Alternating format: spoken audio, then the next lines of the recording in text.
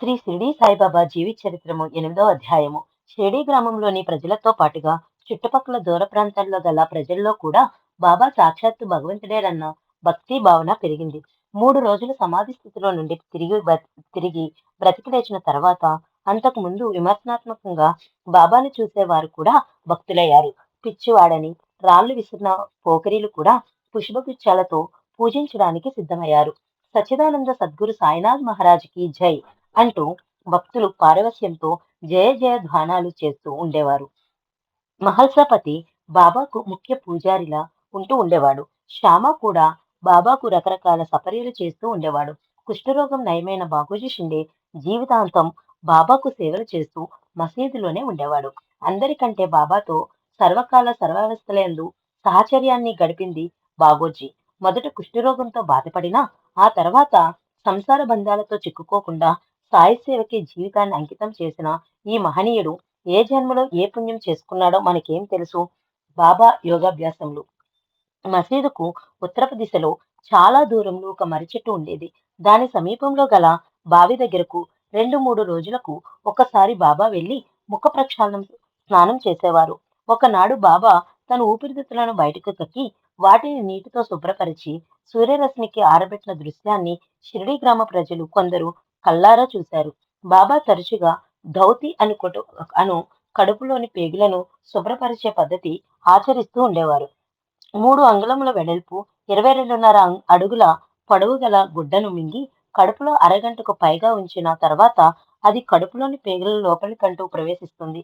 ఆ తర్వాత మళ్ళీ దాన్ని మెల్లిగా నోటి నుండి తీసివేస్తే పేగులకు పరిశుభ్రపరుస్తూ అది బయటకు వస్తుంది. అదేవిధంగా సాయి తన శరీరావయవాలన్నిటిని వేరు చేసి మసీదు నుండి వేరు స్థలాల్లో విడిచిపెట్టేవారు. ఒకనాటి రాత్రి ఒక భక్తుడు మసీదులోకి రాగా బాబా శరీరావయవాలన్నీ మసీదులో అక్కడక్కడ పడి ఉండటం చూసి భయపడి బాబాను ఎవరో కూని చేసి ఉంటారని గ్రామ మున్సిపు దగ్గరకు వెళ్లి ఫిర్యాదు చేయాలని నిశ్చయించుకుంటారు. కానీ మొదట ఫిర్యాదు చేసిన వారికి ఈ విషయం గురించి పూర్తి వివరాలు తెలుస్తాయని, సహజంగా అనుమానిస్తారని భయంతో ఊరుకుంటాడు. కుతూహలం ఆపుకోలేక మరుసటి రోజు ఉదయమే మసీదులకు వెళ్ళగా బాబా మామూలుగానే హాయిగా కూర్చుని ఉండడం చూసి ఆశ్చర్యపడి బాబాకు సాష్టాంగ ప్రణామం చేస్తాడు. శరీర అవయవాలన్నింటినీ ఖండించి వేరు చేసే ఈ యోగ క్రియను ఖండయోగం అని పిలుస్తారు. ఇదే విధంగా ఒకసారి కుడి మోకాలు కింద భాగంలోని నరాల్లో గల చిన్న దోషాన్ని బాబా స్వయంగా పైభాగపు మాంసాన్ని కోసి లోపలి నరాలను సరిచేసి మళ్ళీ మామూలుగానే పై మాంసాన్ని అతికాడు. ఇలాంటి అనేక యోగాల కలవాలైన తన శరీర భాగాలు ఎవరికి కనిపించకుండా ఉండేందుకు సాయి బహుశా పైనుంచి కింది వరకు ఉండే పొడిగాటి బారులాల్చిని తొడిగేవారేమో. బాబాకు బాల్యం నుంచి యోగాభ్యాసములన్నీ తెలుసు. అయినా వాటిని జనం మధ్యలో బాహటంగా ఎప్పుడూ ప్రదర్శించలేదు. అప్పుడప్పుడు వారి కళ్ళ నుంచి అభయహస్తం నుంచి తీక్షణమైన అతి శక్తివంతమైన కాంతి కిరణాలు వెలువడేవి. అవి సర్వశక్తివంతుగాను, సర్వరోగ నివారణగాను, సర్వ సమర్థత కలిగి ఉండేవి. 1886 నుంచి 1900 వరకు జరిగిన 14 సంవత్సరముల కాలంలో సాయి ఎందరెందరినో పిచుక కాలికి దారం కట్టి లాగినట్టుగా షిరిడి గ్రామానికి లాగి వారికి భక్తి, జ్ఞాన, వైరాగ్య మార్గాలు నేర్పుతూ ఉండేవారు. కోపరివం తహసీల్దార్ భార్య అన్నతడు తరచుగా బాబా దర్శనానికి వచ్చి అనేక బాధలకు, కష్టాలకు నివారణ పొందుతూ ఉండేవారు. ఈ విధంగా ఉన్నతోద్యోగుల నుంచి సాధారణ నిరుపేదల వరకు అన్ని మతాల వారికి, జాతుల వారికి షిరిడి ఒక పవిత్ర యాత్రాస్థలంగా మారింది. బాబాను దర్శించుకోవాలని అనుకోగానే కొంతమందికి పనులు పూర్తి అవుతూ ఉండేవట. అప్పట్లో భక్తులకు వసతి ఏర్పాట్లు ఏవీ లేవు. ఎవరైనా 1-2 రోజులు బాబా సన్నిధిలో ఉండాలంటే రాత్రికి ద్వారకామాయి ముందుగా గాని లేక గురుస్థాన్ వేప చెట్టు కింద గాని ఉండేవారట. సాటేవాడ నిర్మాణము. అది 1904 సంవత్సరం హరి వినాయక సాటే అన్నతడు అహ్మద్ నగర్ లో డిప్యూటీ కలెక్టర్ గా ఉండేవాడు. ఆయన ఒకసారి డ్యూటీ మీద కోపర్గాం వచ్చి బాబా పేరు ప్రఖ్యాతులు విని షిరిడి వెళ్లి బాబా యందు ఆకర్షితుడవుతాడు. 1906లో మొట్టమొదటిసారిగా గురుస్థాన్ సమీపంలో కొంత స్థలాన్ని కొని తర్వాత భక్తులు ఉండడానికి వీలుగా ఒక వసతి నిర్మిస్తాడు. దీనిని సాటేవాడ అని పిలిచేవారు. ఈనాటికి సమాధి మందిరానికి గురుస్థానికి మధ్యలో బంగాళా పెంకులతో కప్పబడి గల కాలగమనంలో కొన్ని మార్పులు సంతరించుకుని ఉన్నది. ఈ సాటెవాడ 1904 నుంచే బాబాకు ద్వారకామాయిలో త్రికాల హారతులను భక్తులు ప్రారంభించారు. ఈ హారతులు సరిచేసి ఏ పాటలు పాడాలి అనే విషయం నానా చందోర్కర్ నిర్ణయించాడు. మధ్యాహ్నం హారతి సమయానికి గ్రామస్తులంతా కూడా మసీదుకు చేరుకునేవారు. ఒక్కొక్కసారి మసీదు భక్తులతో కిక్కిరిసిపోయి ఉండేది. భక్తులు వేల సంఖ్యలో వచ్చినా కూడా అందులోని ప్రతి వ్యక్తి బాధను, అవసరాన్ని బాబా గమనించి అనుగ్రహిస్తూనే ఉండేవారు. షిరిడీకి వచ్చిన ఏ నిజభక్తుడు వట్టి చేతులతో తిరిగి పోయిన సందర్భం ఉండేది కాదు. సాయి కరుణా సముద్రుడని, ప్రేమకు మారుపేరని, దయాళుడని భక్తులను భావిస్తూ ఉండేవారు. కొందరు భక్తులు సంశయంతో నన్ను బాబా చూడలేదు, నా బాధ వినలేదు కదా, మరి నా కష్టం ఎలా తీరుతుంది అనే అనుమానాన్ని మనసులో పొందేవారు. సాయి వెంటనే గ్రహించి అందరూ వినేటట్టుగా, ఓ నా భక్తులారా, మీరు నా మీద ఉంచిన భక్తికి, విశ్వాసానికి ప్రతిఫలం తప్పక లభిస్తుంది. ఈ షిరిడీ గ్రామ ప్రవేశమే సర్వదుఃఖ పరిహారము. ఈ ద్వారకామాయి ప్రాంగణంలో అడుగు పెట్టగానే అత్తులనైనా నిరుపేదలనైనా సుఖ సంపదలను పొందగలరు. ఈ తల్లి కరుణామయురాలు అని చెబుతూ ఉండేవారు. పాము విషం నుంచి శ్యామను రక్షించుట. ఒకసారి శ్యామ గ్రామపు పొలిమేరలో తిరుగుచుండగా విషసర్పము కాలి చిటికెన వేలుపై కరిచెను. వెంటనే శరీరంలోకి విషం వ్యాపించుట మొదలైను. శ్యామకు ప్రాణభయం కలిగెను. బాలాసాహెబ్ మొదలగు శ్యామ స్నేహితులు అతన్ని విఠోబా గుడికి తీసుకువెళ్లాలనుకున్నారు. అక్కడ పాము కాట్లు నయమవుతూ ఉండేవి. కానీ శ్యామకు బాబాయే సర్వస్వం కనుక సరాసరి ద్వారకామాయి మసీదుకు వెళ్లి బాబా పాదాలపై పడాలని ఆశతో మసీదుకు చేరగానే బాబా కోపిదుడై కళ్ళార చేసి తీవ్ర స్వరంతో ఎక్కవద్దు, ఎక్కినచో ఏమోనో చూడము అంటూ పో, పొమ్ము, దిగిపొమ్ము అని మళ్లీ గద్దిస్తారు. తన స్వరం బాబాగా భావించి వస్తే బాబా మసీదు మెట్లు ఎక్కవద్దంటున్నాడే అని నిరాశ చెంది శ్యామ దిగులు పడతాడు. కానీ యథార్థానికి ఎక్కవద్దని దిగిపొమ్మని ఆజ్ఞాపించినది పాము విషాన్ని గాని శ్యామను కాదు. విఠలుని గుడికి వెళ్ళమని స్నేహితులు సలహా ఇచ్చినా వినకుండా తన వద్దకే రావాలని మనోనిశ్చయం శ్యామ చేసినప్పుడే బాబాకు విషయం అర్థమైపోయింది. శ్యామ మసీదులోనికి వచ్చి తనకు పాము కరిచిందని, విషం పైకెక్కుతుందని చెప్పకముందే కాలాన్ని వృధా చేయకుండా విషాన్ని దిగిపోమని బాబా ఆదేశించారు.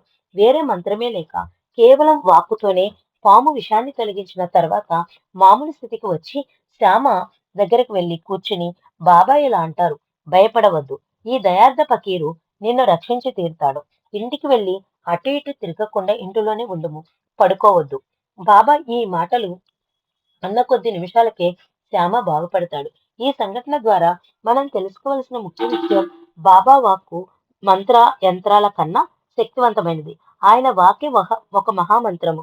కాబట్టి సాయి భక్తులు మంత్రాలని, జాతకాలని ప్రశ్నలకి ఎవరి దగ్గరకు పరుగు తీయవలసిన అవసరం లేదు. జాతకాలు చెప్పేవారు రాగల కష్టాలను చెప్పగలరు. కానీ సాయి ఆశీర్వదిస్తే అలాంటి కష్టాలన్నీ తొలగిపోయి సుఖశాంతులన్నీ లభిస్తాయి. కలరా వ్యాధి 1905లో షిరిడీ గ్రామంలో కలరా వ్యాధి వ్యాపించింది. ఇతర ఊళ్ళ వాళ్ళల్లో గ్రామ ప్రజలంతా రాకపోకలను తగ్గించారు. కలరాను నిర్మూలించడానికి గ్రామ పెద్దలు 2 నియమములను నిర్ణయించారు. 1. కట్టెల బండ్లను గ్రామంలోనికి రానేయకూడదు. 2. మేకను గ్రామంలోని కోయరాదు.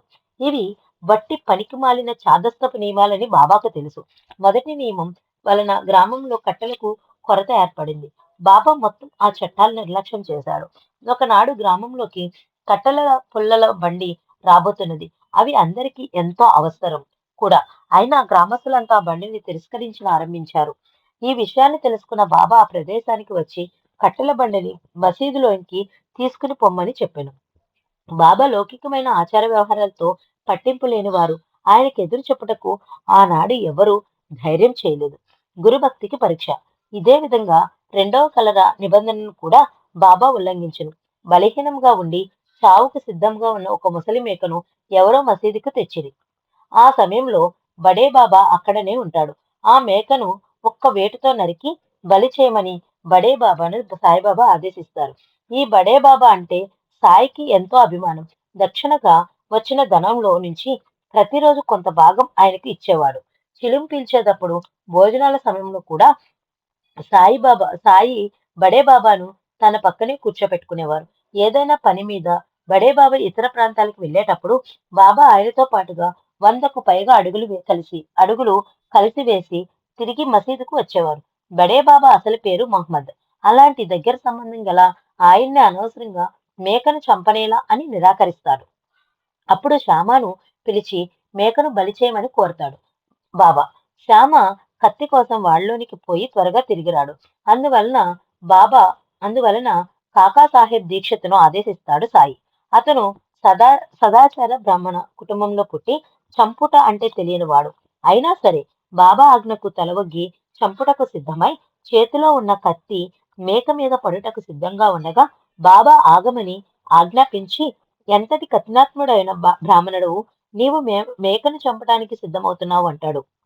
బాబా మాటలు విని కత్తిని పక్కన పెట్టి దీక్షిత్ ఇలా అంటాడు: అమృత తుల్యమైన మీ వాకులే మాకు వేదం, అదే మాకు చట్టం. ఒక్క మాటలే మాకు దైవాజ్ఞ. మిమ్మల్ని ఎప్పుడు జ్ఞాపకం ఉంచుకుంటాము. మీ రూపాన్ని ధ్యానిస్తూ పూజిస్తూ రాత్రింబగళ్ళు మీ ఆజ్ఞలని పాటిస్తాము. మీరు ఆజ్ఞాపిస్తే అది మంచిదా కాదా అనే ఆలోచన మాకు ఉండదు. దాన్ని పాటించాలా వద్దా అనే వాదనలు కాని తర్కాలను గాని మేము చేయము. గురుదేవులైన మీ ఆజ్ఞను అక్షరాలా తప్పకుండా పాటించడమే మా విధి. అదే మా ధర్మం. మీ కోసం మా మనసు, బుద్ధి, అహంకారములతో పాటుగా ఈ శరీరాన్ని, ధనాన్ని కూడా దారపోస్తాం. గురుభక్తిని పరీక్షించుటకే బాబా ఈ పరీక్ష నిర్వహించారు. శిష్యులు ఎన్ని రకాలుగా ఉంటారో కూడా ఈ విషయం ద్వారా బాబా అందరికీ నిరూపించి చూపించారు. గురువును ఏమి కావాలో గుర్తించి వారు ఆదేశించక ముందుగానే దాన్ని నెరవేర్చేవారు ఉత్తములు. గురువును ఆజ్ఞాపించగానే ఆలసించక ఆజ్ఞ పాలన చేయవారు మధ్యములు. మాటి మాటికి తప్పులు చేయొచ్చు గురువు ఆజ్ఞాపించినా కూడా ఆ పని చేయవచ్చునా లేదా అని అనుమానిస్తూ తర్వాత చేద్దాంలే అని వాయిదా వేస్తూ ఉండేవారు సాధారణులు. మొదటి 2 తరగతుల వారు మాత్రమే గురువు నుంచి లాభాన్ని పొందగలరు. ఈనాడు చాలా మంది మేము ఫలానా వారి శిష్యులమని చెప్పుకుంటూ ఉంటారు. కానీ వారు సాధారణ శిష్యులుగానే ఉంటూ కాలక్షేపం చేస్తూ ఉంటారు. సాయి దగ్గరకు వచ్చి వారిని ఆశ్రయించిన తర్వాత సర్వస్వాన్ని వారికి అర్పించి సర్వస్వ శరణాగతిని పొందాలి. అప్పుడే కైలాసం దిగివచ్చిన ఈ పరమశివుని అద్భుత శక్తి ఏమిటో తెలుసుకోగలం. ఇలాంటి గట్టి విశ్వాసాన్ని కొన్ని రోజుల వరకు ఉంచగలుగుతాం. కానీ కాలగమనంలో ఆ నమ్మకం, విశ్వాసం అప్పుడప్పుడు చెదిరిపోతూ ఉంటాయి. అందువల్లనే సబూరి అవసరం అన్నారు సాయి. సబూరి అంటే ఓర్పుతో వేచి ఉండడం. ఇది కూడా భక్తులకి చాలా అవసరం. శ్రద్ధ లేని పూజలు, ఓర్పు లేని భక్తి ఎందుకు పనికిరావు. అలాంటి వాటి వలన సాధకులు కాని భక్తులు కాని ఉపయోగాన్ని పొందలేరు. మా పాఠకుల హృదయాల్లో సాయి స్థిర నివాసమై ఉండుగాక. వారి ఇంటిలోకి సాయి ఒక కుటుంబ సభ్యుడిగా మారుగాక. శ్రద్ధ, సబూరి అనే 2 మణిదీపాలు సాయి భక్తులందరికీ విడవకుండు కాక. సాయి రక్ష సర్వజగత్తుకు రక్షగా మారుగాక. ఈ అధ్యాయాన్ని భక్తి శ్రద్ధలతో పారాయణ చేయ భక్తులు హృదయాల్లో సాయి భక్తి అనే మహావృక్షం పెరిగి పెద్దదై దీనులకు ఆశ్రయాన్నిచ్చే వటవృక్షంగా మారాలని ఆశిస్తూ ఈ అధ్యాయాన్ని ఇంతటితో ముగిద్దాం. ఓం శాంతి శాంతి శాంతి. 8వ అధ్యాయం సంపూర్ణం. ఓం సాయి శ్రీ సాయి జయ జయ సాయి.